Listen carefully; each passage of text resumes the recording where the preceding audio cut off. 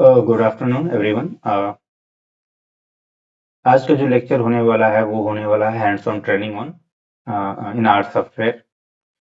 तो चलिए स्टार्ट करते हैं। ये लेक्चर जो है वो जो अपना प्लेलिस्ट है एक्सपेरिमेंटल डिजाइन का, उसी का एक्सटेंडेड वर्जन है। उसी को हम लोग एक्सटेंड करते हुए इसको कर रहे हैं, ठीक है। तो आज के लेक्चर में हम लोग क्या समझने वाले हैं, पहले लिख लेते हैं एक बार।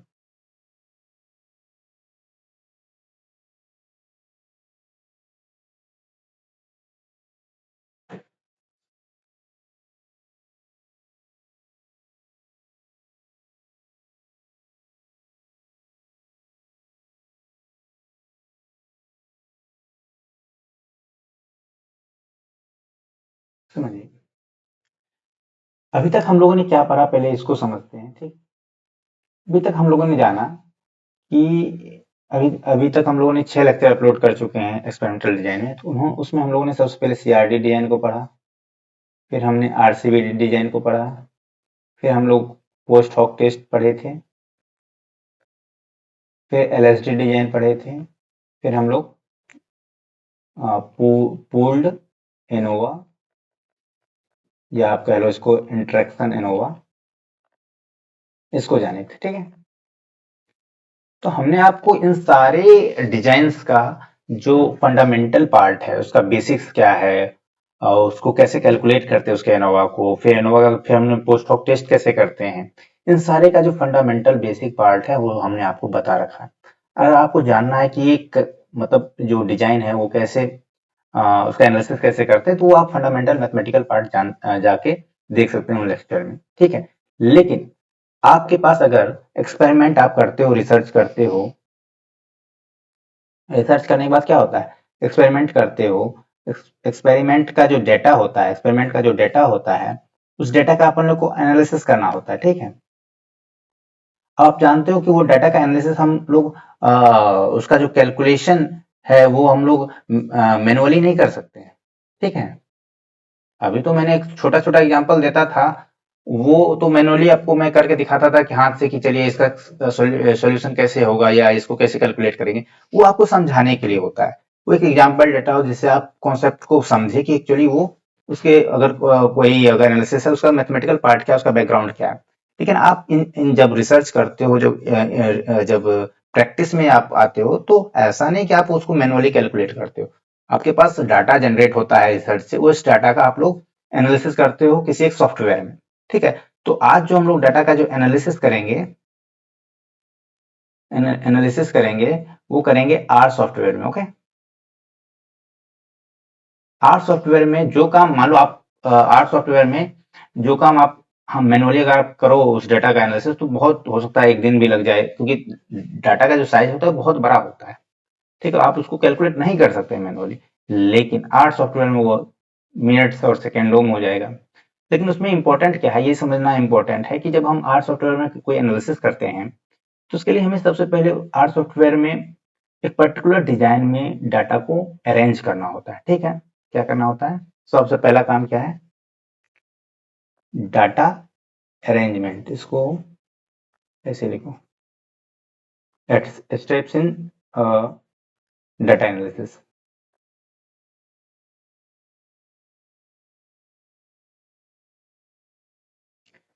डाटा एनालिसिस करने के क्या क्या स्टेप्स हैं, तो सबसे पहला स्टेप है डाटा सबसे पहला स्टेप है डाटा कलेक्शन, ठीक है। दूसरा स्टेप है arrangement of data, data in suitable format. इसका क्या मतलब हुआ कि आपके पास डाटा तो है, लेकिन उस डाटा को एक्सेल में, इन इन एक्सेल, ठीक है, एक्सेल में उस डाटा को आप उस फॉर्मेट में उसको अरेंज करो जिस फॉर्मेट में आर उसको एक्सेप्ट करता हो, ठीक है। सुटेबल फॉर्मेट का मतलब क्या हुआ, we should arrange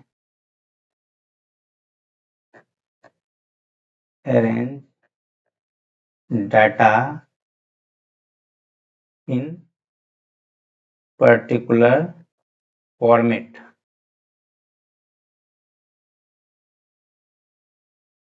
which is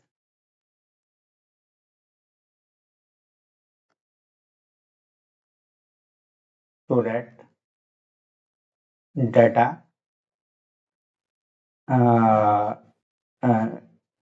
data इसको कह सकते हो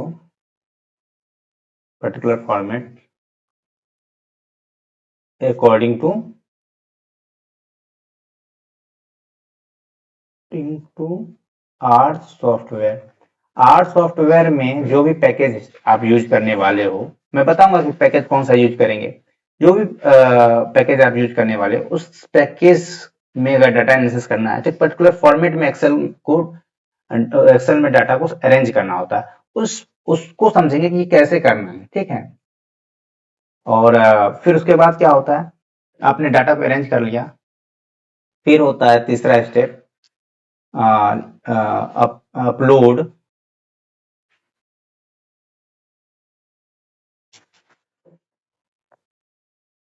अपलोड डाटा इन एक्सेल। फिर एक्सेल में आप डाटा को लोड करोगे, ठीक है, अपलोड करोगे। आप अपलोड कर लिए, उसके बाद क्या होता है, राइट कोड फॉर एनालिसिस, ठीक है। तो राइट कोड फॉर एनालिसिस पे फिर आप उसका जो एनालिसिस करोगे उसके लिए आप कोड लिखोगे, ठीक है। तो ये सारे स्टेप्स डाटा कलेक्शन को तो आप जब जिस यूनिवर्सिटी में आप काम या रिसर्च कर रहे हो उसमें आपको बताया जाएगा कि डाटा कैसे कलेक्ट करना है, तो आप वहां से डाटा कलेक्ट कर लिए। फिर ये अरेंजमेंट कैसे करना है, हर एक डिजाइन का अलग अलग तरीका होता है अरेंजमेंट करने का, तो हम आपको बताएंगे। और डाटा को अपलोड कैसे करते हैं, upload data upload data in R software, Excel data in R software, ठीक है।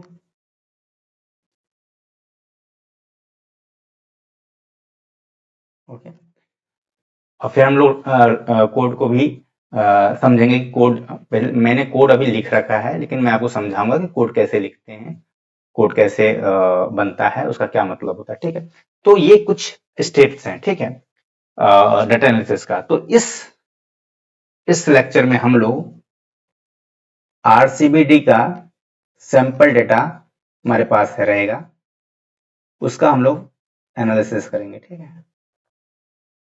क्या एनालिसिस करेंगे, एनालिसिस में हम लोग करेंगे एनोवा और पोस्ट हॉक टेस्ट, जो कि हमने आपको पढ़ा रखा।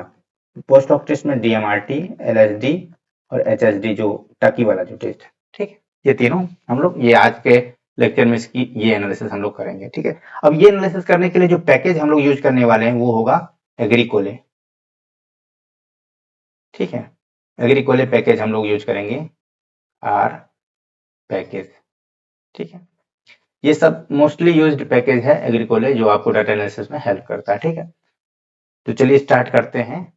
सबसे पहले हम लोग देखते हैं, डाटा कलेक्शन कर लिए आपने डाटा कलेक्शन कर लिया, अब डाटा को अरेंज कैसे करेंगे एक्सेल में, पहले वो समझते हैं, ठीक है। चलिए, ये है। अब आप हमें बताओ कि आरसीबीडी का, चलो बेसिक से स्टार्ट करते हैं और अच्छे से समझ में आएगा।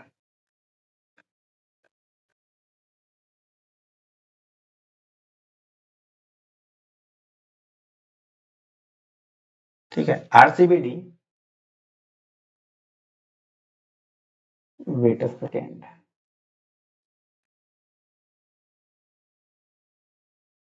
ठीक। आरसीबीडी डिजाइन कैसा होता है, कुछ ऐसा होता है ना। आपके पास ये प्लॉट है, ये डाटा आरसीबीडी का है, समझ लो, ठीक है। आपके पास प्लॉट ऐसा है, आप आपने क्या किया, इसका ब्लॉकिंग किया, B1, B2, B3, ये इक्वल नहीं हुआ, इसको इक्वल करते हैं,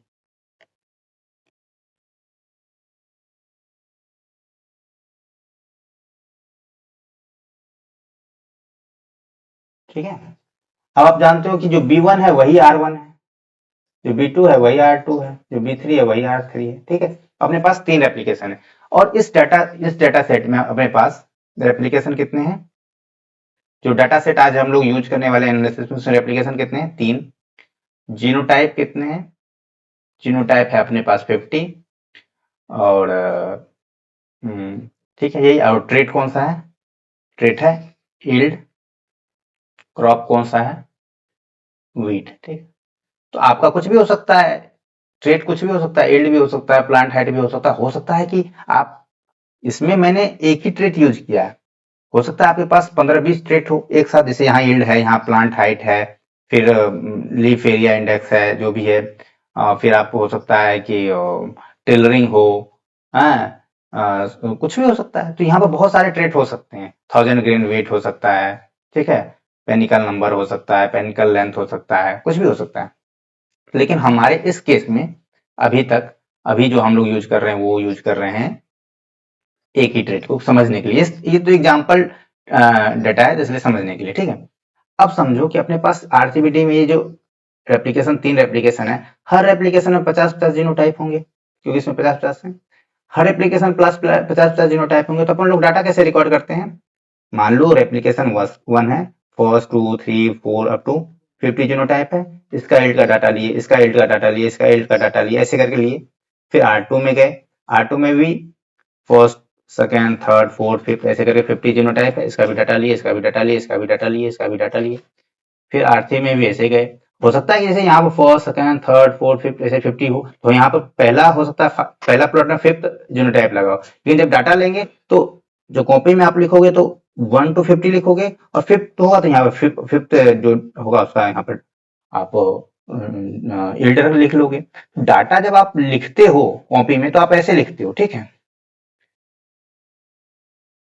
ओके, वेट अ सेकंड, ये गड़बड़ हो गई। जब आप डाटा लिखते हो तो कॉपी में आप कैसे लिखते हो? ऐसे लिखते हो।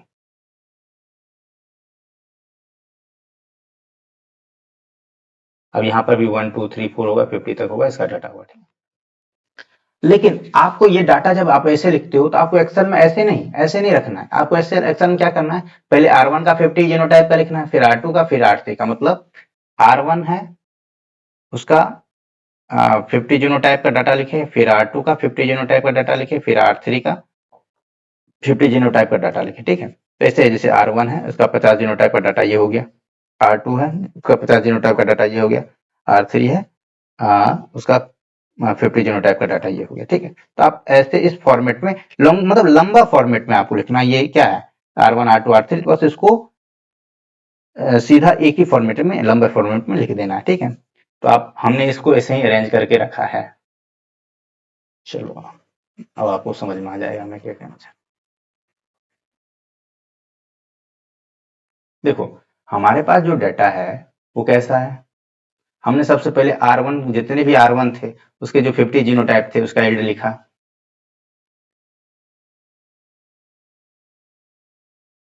ठीक है।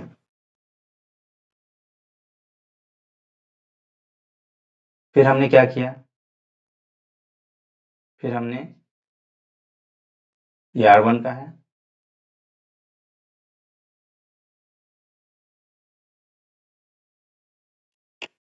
अब फिर देखो ये मैंने R2 है, ये फिर मैंने R2 का जितने भी जीनोटाइप है R2 का उसका 50 जीनोटाइप का डाटा लिखा। फिर हमने यहाँ पर देखो R3 का 50 जीनोटाइप का डाटा लिखा, ठीक है। अगर मान लो आपके पास केस होता कि 100 जीनोटाइप होते और 5 रेप्लिकेशन होता, 5 ब्लॉक होता, तो आप कैसे करते? फर्स्ट, ये आप कैसे करते हैं? फर्स्ट रेप, एक सेकेंड यार, ये क्या हो गया? फर्स्ट एप्लीकेशन का 100 जीनोटाइप का डाटा, फिर सेकेंड एप्लीकेशन का 100, ऐसे 5 एप्लीकेशन का 100 जीनोटाइप का डाटा लिखोगे इस लॉन्गिट्यूडनल फॉर्मेट में, ठीक है। और आपके पास मान लो 10 ट्रेट होता, तो जैसे ट्रेट यील्ड है, यील्ड का, फिर प्लांट हाइट का, ऐसे करके डाटा अरेंज करोगे, ठीक है। ये डाटा फॉर्मेट है, इस तरीके से हम लोग अरेंज करते हैं डाटा आरसीबीडी का, एग्रीकोले पैकेज के लिए, आर सॉफ्टवेयर में एनालिसिस के लिए। आई होप आपको डाटा को कैसे अरेंज करते हैं एक्सेल में वो आपको समझ में आ गया होगा, ठीक है। चलिए खत्म करते हैं इसको। अब तो पहला स्टेप हमने सीख लिया कि डाटा को कैसे एक्सेल में अरेंज करना होता है, ठीक। ओके, चलिए अब दूसरा स्टेप पे चलते हैं। दूसरा स्टेप क्या है इसको अपलोड करना है आर सॉफ्टवेयर में, ठीक है। चलिए वो करते हैं।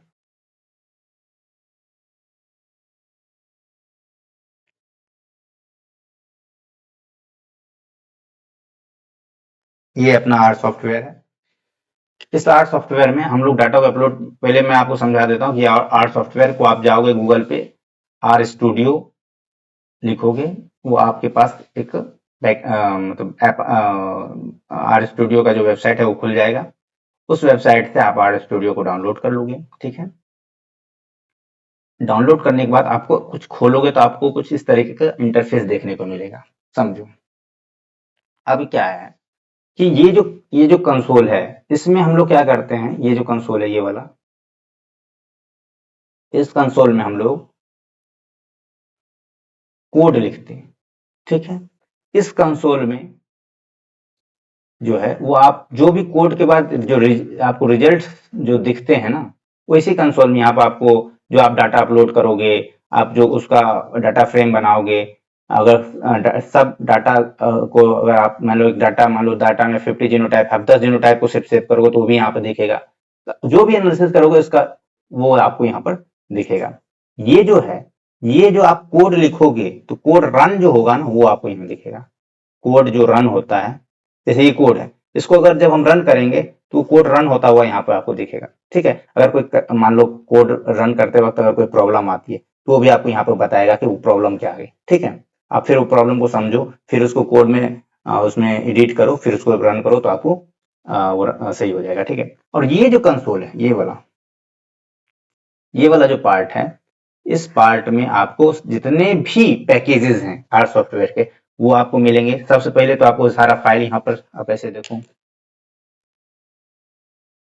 ऐसे देखो इसमें इसमें सारा फाइल आपको यहाँ पर मिल जाएगा। फिर दूसरा, मान लो आपने यहाँ पर रन किया पैकेज को, तो जो आपको प्लॉट वगैरह बन के आते हैं वो आपको यहाँ दिखेंगे। जितने भी पैकेजेस हैं वो सारे यहाँ पर आपको मिल जाएंगे, ठीक है। मान लो आपको एग्रीकोले पैकेज को इसमें इंस्टॉल करना है, तो आप यहाँ जो इंस्टॉल बटन है, ये वाला जो इंस्टॉल बटन है, ये जो इंस्टॉल बटन है, इस इंस्टॉल बटन पे आप जाओगे।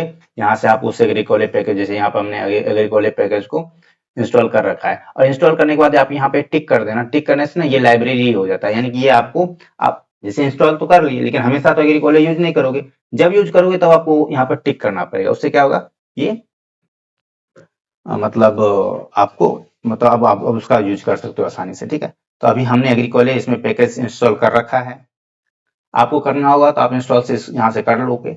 उसके बाद यहाँ पर आप उसको टिक करके रख दो ताकि एग्रीकोले पैकेज आपको अभी काम कर सके, ठीक है। तो ये एक फंडामेंटल था। अब सुनो एक चीज और, इसमें क्या करना होता है, सबसे पहले हमको वर्किंग डायरेक्टरी सेट करना होता है। क्या करना होता है, वर्किंग डायरेक्टरी को सेट करना होता है। वर्किंग डायरेक्टरी क्या होता है, वर्किंग डायरेक्टरी का मतलब होता है कि आप जो भी चीज, जैसे मान लो आपने यहाँ पर एनालिसिस किया, एनालिसिस करने के बाद जो रिजल्ट होंगे, रिजल्ट सेव करोगे ना भाई। मान लो आप रिजल्ट आया तो उसको आप एक्सेल में सेव करोगे, तो एक्सेल में सेव होके कौन से फोल्डर में, आपके कंप्यूटर के कौन से फोल्डर में जाकर वो सेव होगा, वो सेट करना होता है।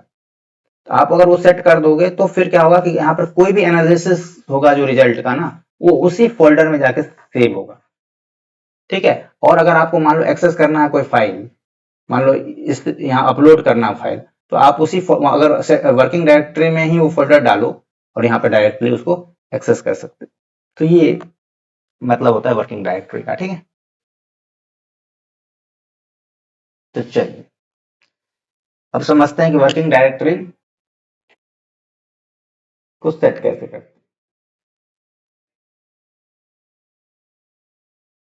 अब यहाँ पर सेशन में जाओ, सेशन में गए, set working directory, set working directory में आप जाओगे, choose working directory, choose working directory में जाओगे। आप जो भी फोल्डर यहाँ पर अपनी, मान लो एक नया फोल्डर बना लो, या जो भी फोल्डर आप सेट करोगे, आपका सारा फाइल वहीं पे जाके सेव होगा, और उसी फोल्डर में आप जो भी एनालिसिस करोगे उसका रॉ डाटा रखोगे, वहां से आप डायरेक्टली इसमें एक्सेस कर सकते हो। तो मैंने सेट कर रखा है अपने कंप्यूटर में, आप कर लेना। जो भी फोल्डर को आपको बनाना होगा वर्किंग डायरेक्टरी, यहाँ से आपको खुल गया, वहीं से आप कर सकते हो, ठीक है। तो मैंने आपको फंडामेंटल सारे बता दिए आर सॉफ्टवेयर का, इसमें और बहुत कुछ जानने को नहीं है। तो हमने अभी तक क्या क्या समझ लिया?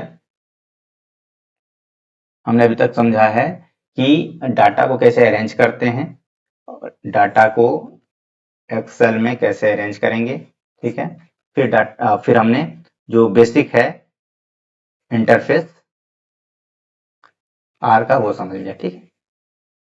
अब हमारा काम क्या है? डाटा को इंपोर्ट करना। अब हम क्या करेंगे? इंपोर्ट करेंगे डाटा को, किसमें? आर सॉफ्टवेयर में। जो इस सॉफ्टवेयर, क्योंकि डाटा तो हमारा कंप्यूटर में पड़ा हुआ है, जब तक आप इसमें अपलोड नहीं करोगे तब तक उसका एनालिसिस नहीं होगा, तो वो हम लोग करते हैं। चलिए, आप इंपोर्ट डाटा सेट, यहाँ पे देखो आप, ये जो लिखा हुआ है, आप ऐसे देखो, यहाँ पे जो लिखा हुआ है इंपोर्ट डाटा सेट, यहाँ पे आप जाओगे, ठीक है।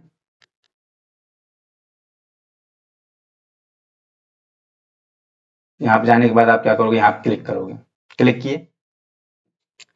अब देखो यहाँ पर बहुत सारे फॉर्मेट है। मान लो अगर आपको एसपीएसएस का डाटा सेट को यहाँ एक्सेस करना है, या और भी कुछ टेक्स्ट में जो डाटा सेट होता है उसको एक्सेस करना है, लेकिन हमारा जो डाटा है वो एक्सेल में है, तो हम लोग डाटा एक्सेल से एक्सपोर्ट करते हैं, इंपोर्ट करेंगे, सॉरी, ठीक है। तो मोस्टली आपका जो डाटा होगा वो एक्सेल में ही होगा, तो आप वहां से एक्सेल में आप क्लिक करो, फिर ब्राउज करो। आपका जो भी फोल्डर है, मान लो हमारा फोल्डर, आपका जो भी फोल्डर है, जैसे ये फोल्डर मान लो हमने डाटा को यहाँ रख रखा है, ठीक है, आरसीबीटी का, तो आप यहाँ से ओपन करो, ठीक है। ओपन करने के बाद आप क्या करोगे? यहाँ पे जाओ, न्यूमेरिक कर दो। कहोगे क्यों न्यूमेरिक न्यूमेरिक करोगे? न्यूमेरिक करना इसलिए जरूरी है कि नंबर, ये डाटा जो है वो नंबर वाला है ना। यील्ड का जो डाटा है वो कोई न्यूमेरिक फॉर्म में है, इसलिए हमने इसको न्यूमेरिक कर दिया। ये सब कैरेक्टर इसलिए रखा कि जीनोटाइप एक कैरेक्टर है भाई, वो नंबर नहीं है। रेप्लिकेशन भी एक कैरेक्टर है, R1 R2 R3, इसलिए हमने इसको कैरेक्टर में रखा है। बाद में इसको हम लोग न्यूमेरिक कर दिए। न्यूमेरिक जिस डाटा आप कीजिएगा वो फिर वो नंबर फॉर्म में आएगा, उसका डाटा एनालिसिस होगा, ठीक है। तो हमें यील्ड का डाटा एनालिसिस करना है, तो उसको हम लोगों ने न्यूमेरिक फॉर्म में कर दिया। ओके, चलिए, अब बात आता है कि यहाँ पर देखो नेम, जब इंपोर्ट करोगे तो जैसे मेरे फोल्डर का नाम था आरसीबीडी, आपका कुछ भी नाम होगा, तो आप यहाँ पर अगर चाहो तो नेम को एडिट भी कर सकते हो। आप यहाँ पर रख सकते हो डाटा, डीएफ, जो भी नाम रखना हो आप रख सकते हो। अब यहाँ देखो एक चीज और समझो। अब मान लो क्या होता है ना, कि कभी कभी अपने पास जो एक्सेल होता है, एक्सेल में बहुत सारे सीट होते हैं, मल्टीपल सीट होते हैं, ठीक है। आपका डाटा हो सकता है कि सीट नंबर 5 में हो, ठीक है। तो आप उसको कैसे एक्सेस करोगे? ऐसा तो नहीं कि आप एक्सेल यहाँ पर उस एक एक्सेल में मल्टीपल सीट हो सकते, तो आपको किसी भी सीट का डाटा को एक्सेस करना होगा, तो आप क्या करोगे? अलग अलग सीट के डाटा को एक्सेस करने के लिए आप क्या करोगे? आप यहाँ पर क्लिक करोगे। ये देखो, यहाँ पर जैसे एक ही सीट है इसमें, तो आरसीबीडी आ गया। इसी तरह अगर आपके पास मल्टीपल सीट होगा तो सारे ऑप्शन आ जाएंगे, तो आपको जिस सीट को सेलेक्ट करना है आप वहां पर कर सकते हो, ठीक है। फिर यहाँ पर आप उसको ऐसे करके इंपोर्ट कर दें, तो हमारे पास डाटा इंपोर्ट हो गया आर में। चलिए, अब हमारे पास डाटा इंपोर्ट हो गया, और डाटा इंपोर्ट होने के बाद आपको यहाँ पर देखो शो हो रहा है, क्या शो हो रहा है? 3 वेरिएबल है और 150 ऑब्जर्वेशन है। कितने? 3 वेरिएबल, 150 ऑब्जर्वेशन। 3 वेरिएबल कौन कौन से हैं? सबसे पहला तो आपके पास रेप्लिकेशन है, दूसरा जीनोटाइप है, तीसरा यील्ड है। ये 3 वेरिएबल यहाँ पर दिख रहे हैं, क्योंकि एक्सेल में 3 वेरिएबल थे। ऑब्जर्वेशन 150 क्यों दिखा रहा है? क्योंकि आप जानते हो कि रेप्लिकेशन 3 था और जीनोटाइप 50 था, तो 50 इंटू 3, 150 ऑब्जर्वेशन था अपने पास, तो वो आपको दिखा रहा है, ठीक है।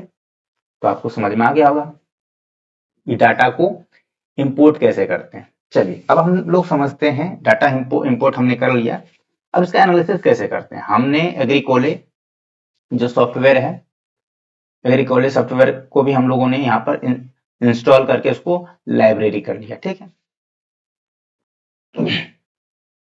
अब समझिए, सबसे पहले हम क्या करेंगे हम लोग, जो हम लोगों ने आरसीबीडी डाटा लिया है उसको हम लोग इस जो कोड है, इस कोड में जो डाटा फॉर्मेट का जो नोमेनक्लेचर है, नेम है, उसमें कन्वर्ट करेंगे। क्यों? क्योंकि इसमें देखो आप यहाँ डीएफ है, यहाँ पर डीएफ है, आप अगर डी यहाँ पर अगर आरसीबीडी है तो यहाँ पर ये जब आप रन करोगे ये कोड को तो काम नहीं करेगा। तो आपको जो ये आरसीबीडी है ना, इसका नाम बदलना होगा, डीएफ रखना होगा। वो अभी हम सबसे पहला वो काम करेंगे, नाम बदलेंगे। नाम बदलने के बाद दूसरा स्टेप हमारा क्या होगा? सुनो, एग्रीकोले का तो हम लोग कर लिया। एक और पैकेज को आपको इंस्टॉल करना होता है, राइट एक्सेल। राइट एक्सेल काम क्या करता है ना, राइट एक्सेल जो आपका रिजल्ट होगा, रिजल्ट को एक्सेल में ना एक्सपोर्ट कर देता है, एक्सपोर्ट कर देता है यानी कि सेव कर देता है। ठीक है, तो इसमें ये हेल्प करता है। अगर आप ये नहीं करोगे तो आपका रिजल्ट सिर्फ यहाँ दिखेगा, सेव नहीं होगा एक्सेल में।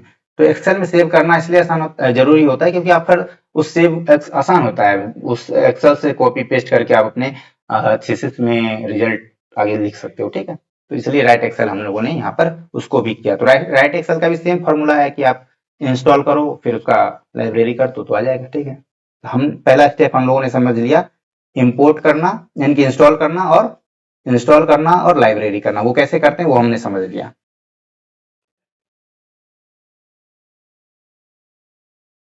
अब दूसरा स्टेप क्या है? Data preparation. डाटा प्रिपरेशन में हम क्या करेंगे? सुनो, सबसे पहले हम क्या करेंगे, नाम चेंज करेंगे। जैसे डीएफ, डीएफ रखना है अपने को, डीएफ, डीएफ रखने के लिए ऐसे करेंगे। और जो हमारा अभी नाम क्या, आरसीबीडी, यही है ना। तो आरसीबीडी का नाम हम डीएफ रखना चाहते थे, आप ऐसे कर दो और उसको ऐसे यहाँ रन। अब समझो, कोई भी कोड को रन करना होगा ना, तो आपको ये जो रन दे रखा है ना, इस पे क्लिक करना है। ओके, तो आप यहाँ पे ऐसे रन पे क्लिक कर दो। तो अब ये जो रन पे क्लिक करने के बाद क्या हुआ देखो, ये जो आरसीबीडी था ना उसका नाम चेंज होके डीएफ हो गया। आरसीबीडी भी है सेव, लेकिन हमने एक डीएफ करके भी नाम करके सेव कर लिया, सेम ही है, डाटा तो सेम ही है, खाली इसका नाम चेंज हो गया। ठीक, नाम चेंज हुआ है लेकिन आरसीबीडी फॉर्मेट में भी डाटा अभी यहाँ पर है। डीएफ नेम मतलब जो डाटा का नाम आरसीबीडी भी है, डीएफ भी है। तो हम अगर डीएफ के नेम को यूज करके अगर हम एनालिसिस करेंगे तो भी एनालिसिस सेम होगा। ठीक है, ओके चलो। तो अब नेक्स्ट स्टेप क्या है? नेक्स्ट स्टेप है अपना डाटा प्रिपरेशन। डाटा प्रिपरेशन में हम लोग क्या करते हैं, जो रेप्लिकेशन और जीनोटाइप का जो डाटा है उसका हम लोग फैक्टर करते हैं, मतलब हम लोग इसको फैक्टर के रूप में कन्वर्ट कर देते हैं। ठीक है, जो इल्ड है उसका एनालिसिस करना है। ठीक है, तो हमें रेप्लिकेशन और जीनोटाइप को फैक्टर में कन्वर्ट करना पड़ेगा। तो उसका करने का क्या तरीका है, मैंने आपको यहाँ पर कोड लिख रखा है। ठीक है, डीएफ डॉलर साइन रेप्लिकेशन और एज डॉट फैक्टर, फिर ऐसे आप करोगे तो ये आपको फैक्टर में कन्वर्ट हो जाएगा। ठीक है,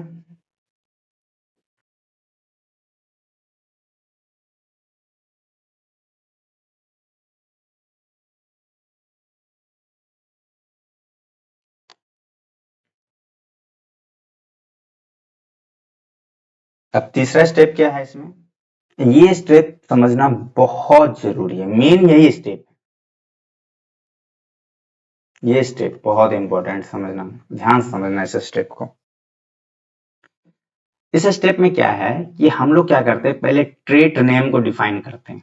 ठीक है, जैसे हमारे इस केस में ट्रेट क्या था, एल्ड था, हमने यहाँ पे एल्ड लिख दिया। लेकिन अगर आपके पास सपोज आपके पास 10 अलग अलग ट्रेट हो, 20 हो, 15 हो, जो भी हो, यहाँ पर हमारे पास एक ट्रेट था तो हमने एक का नाम लिख दिया। अगर 10 होगा तो जैसे मान लो पहला यील्ड है या दूसरा प्लांट हाइट है, तीसरा कुछ है, तो इसी सीक्वेंस में आप यहाँ पर उस सारे का डबल कॉमा में सारे ट्रेट का नाम लिख दो। यहाँ पर हुआ, इसके बाद यहाँ पर कॉमा डालो, फिर डबल ब्रैकेट कॉमा में सारे ट्रेट का नाम ऐसे करके लिख दो। ठीक है, यहाँ ट्रेट नेम आ गया।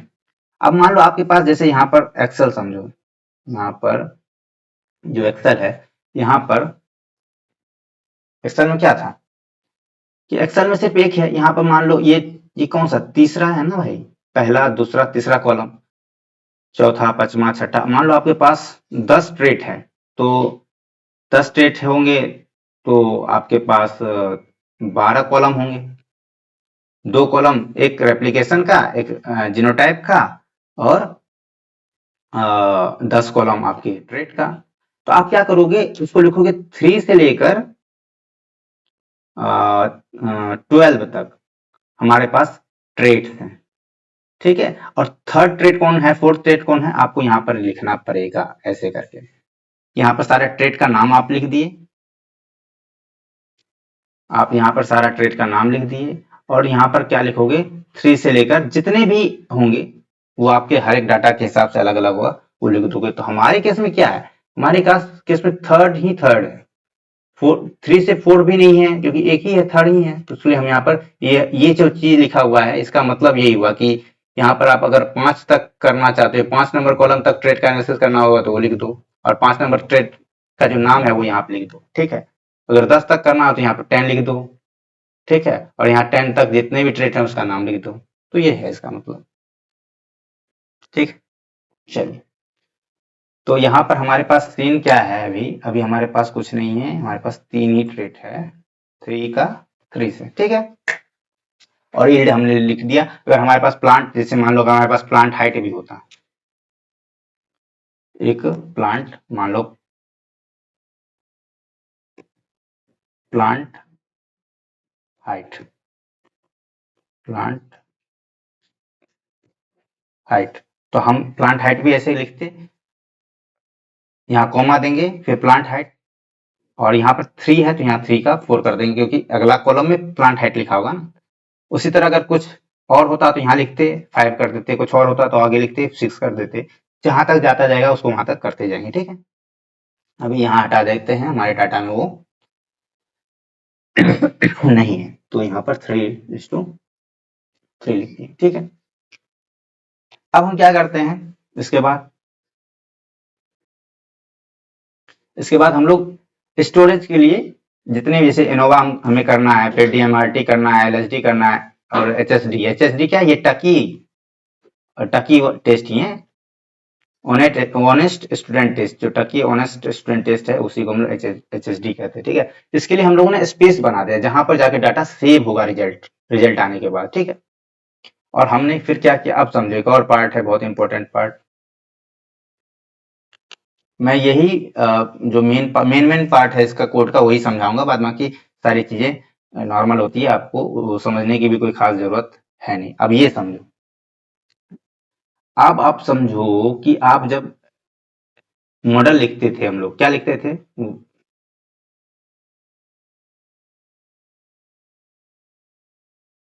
हम लोग मॉडल में क्या लिखते थे, आरसीबीटी का जो मॉडल था वो क्या था,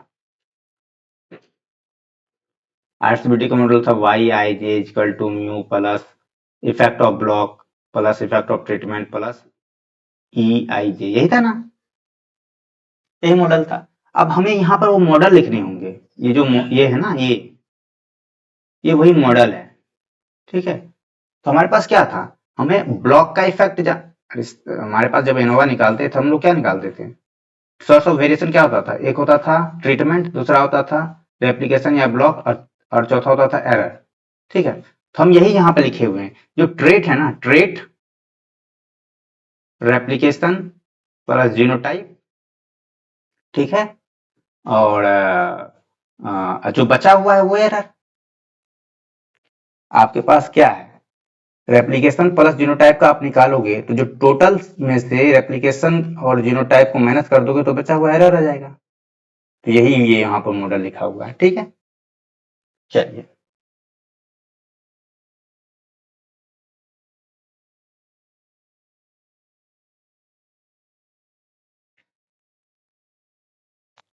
इसके बाद हम लोग क्या करते हैं, एनोवा करते हैं, ठीक है।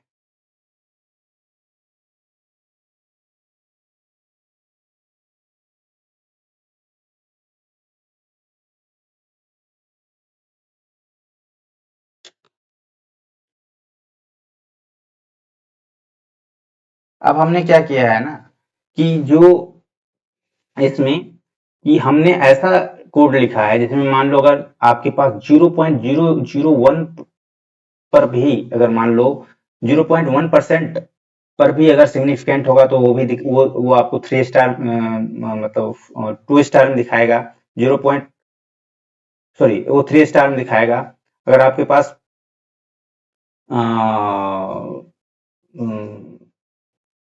5% पे होगा, 5% पे होगा, 0.05% पे होगा, वो आपको 1 स्टार में दिखाएगा। 0.01 सॉरी 5% पे होगा तो 1 स्टार पे, और 1% पे होगा तो 2 स्टार में, और 0.1% होगा तो 3 स्टार में आपको सिग्निफिकेंस दिखाएगा। तो यही मतलब है इसका। ठीक है, बाद बाकी जो यहाँ पे कोड्स हैं वो एज इट इज रहेंगे। तो आप मान लो आप अगर एनालिसिस करना चाहते हो तो आपको सिर्फ और सिर्फ आपको यहाँ पर जो आपको यहाँ पर डीएफ है, यहाँ पर आपको इस स्टेज में आपको एडिट करना पड़ेगा। इस कोड को यहाँ पे एडिट करो, आपका जो फाइल का नाम होगा वहां वो यहाँ पे डालो। ठीक है, दूसरा आपके जितने भी ट्रेड है वो यहाँ लिस्ट करो, और इसको यहाँ पर जो नंबर ऑफ कॉलम जितने भी ट्रेड तक है करने हैं वो लिखो। बस इतना करो, बाद बाकी आप रन कर दो, रिजल्ट अपने आप बन के आ जाएगा। ठीक है, तो मैंने आपको सारा चीज समझा दिया कि ये क्यों करते हैं, मॉडल कैसे बनाते हैं, मॉडल क्या मतलब क्या हुआ वो हमने आपको समझा दिया। अब चलिए एनालिसिस करते हैं इसका। ठीक है, एनालिसिस में कुछ नहीं है, सिंपली आप क्या करोगे, यहां से इसको ऐसे सेलेक्ट करोगे और यहाँ रन कर दोगे। रन करने के बाद क्या हुआ, सारा एनालिसिस एक साथ हो गया और वो एक सेव हो गया किसमें, एक्सेल में। एक्सेल का जो फाइल का नेम है वो ये है, आरसीबीटी एनालिसिस। ठीक है, वो सेव हो गया। अब जाके एक्सेल में हम लोग देखते हैं जो रिजल्ट आया अपने को, वो एक्सेल में देखते हैं कैसा आया।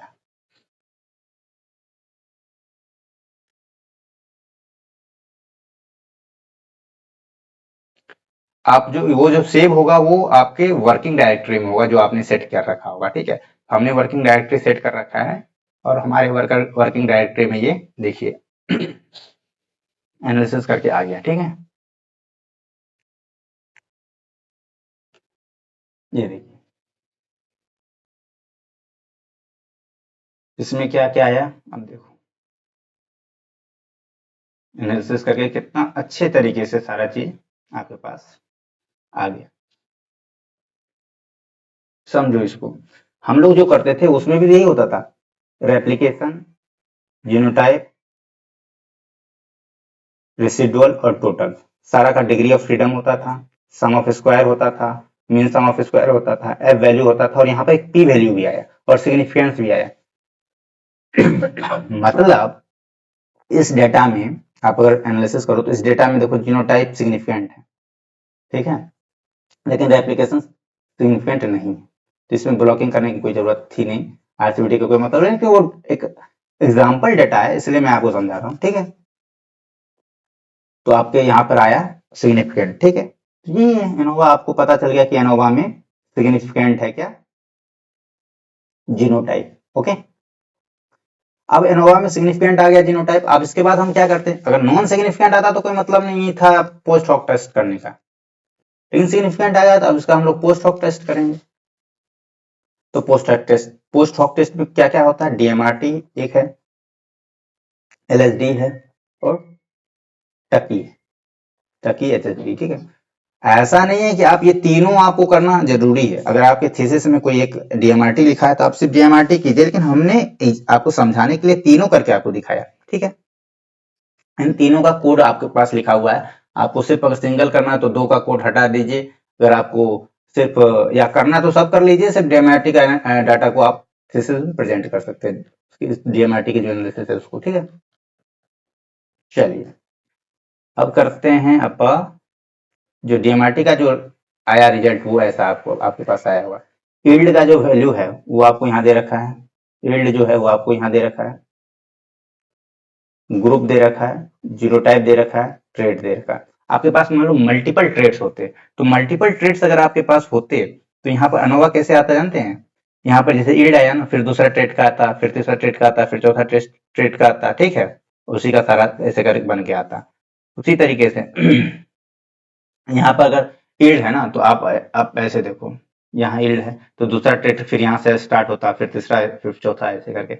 अब इसमें आप देखो, हमने आपको बता रखा था डीएमआरटी में, कॉन्सेप्ट आपको हमने बताया था, क्या बताया था कि अगर अगर दो अल्फाबेट अगर किसी जीनोटाइप में सेम है तो मतलब वो सिग्निफिकेंट नहीं है, नॉन सिग्निफिकेंट है, ठीक है, यही है ना। सिग्निफिकेंट नहीं होने का क्या कंडीशन था कि दो अल्फाबेट अगर दोनों जीनोटाइप में कॉमन आ जाएंगे तो सिग्निफिकेंट नहीं होगा, नहीं आएंगे तो सिग्निफिकेंट होगा। आप बताओ, यहाँ पर जो G17 और G4 सिग्निफिकेंट है आपस में? नहीं है। क्यों नहीं है? क्योंकि दोनों में अल्फाबेट सेम है। आप यहाँ पर मीन से भी देख सकते हो, एक में 71, एक 72 है, तो सिग्निफिकेंट नहीं दिखाएगा। तो आप ये देख सकते हो कि जो G17 है, वो आई थिंक ऑलमोस्ट इसमें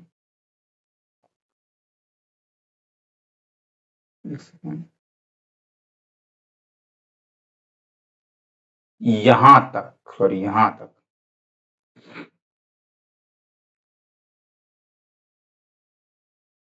मतलब यहां तक, यहां तक, ठीक है, यहां तक कि जितने भी जीनोटाइप है ऊपर तक, उस उन सब से वो सब नॉन सिग्निफिकेंट है, ठीक है। चलिए, तो आप इसको एनालिसिस आप कर सकते हो इस तरीके से, ठीक है। उसी तरीके से आप यहाँ देखो, एलएसडी का रिजल्ट आ गया, ठीक है। उसी तरीके से आप यहाँ देखो, टकी का आ गया, ठीक है। सॉरी। तो इस तरीके से हम लोग आर में एनालिसिस करते हैं किसी भी आरसीबी डिजाइन के डेटा का, ठीक है। तो आई होप कि आपको ये वीडियो लेक्चर समझ में आया होगा।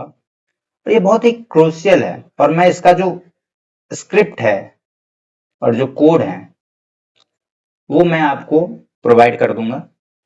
ये आपको टेलीग्राम, मेरे टेलीग्राम, जो कि मैंने इस वीडियो के लिंक में टेलीग्राम का ग्रुप का लिंक आपको मैं डाल दूंगा। उस ग्रुप में जाओगे तो आपको, उस टेलीग्राम ग्रुप में जाओगे तो वहां पे आपको इसका पीडीएफ मिल जाएगा इस कोड का, ठीक है। और उस टेलीग्राम को आप ज्वाइन कर लो। इस तरीके के बहुत सारे वीडियो आते रहेंगे, मैं वहां अपडेट करता रहता हूँ। व्हाट्सएप ग्रुप भी है, वहां भी आप ज्वाइन कर सकते हो, वहां पर भी सारा इन्फॉर्मेशन मिलेगा आपको। तो आई होप आपको ये वीडियो बहुत अच्छा लगा होगा। जितने भी आपके स्कॉलर्स मित्र हैं, जो भी मित्र हैं, जो आपको, जिनको इंटरेस्ट है आर सॉफ्टवेयर को समझने का, सीखने का और सारे डाटा एनालिसिस को समझने का, तो आप उनको ये वीडियो जरूर शेयर कर दें, ठीक है। बहुत बहुत धन्यवाद आपका।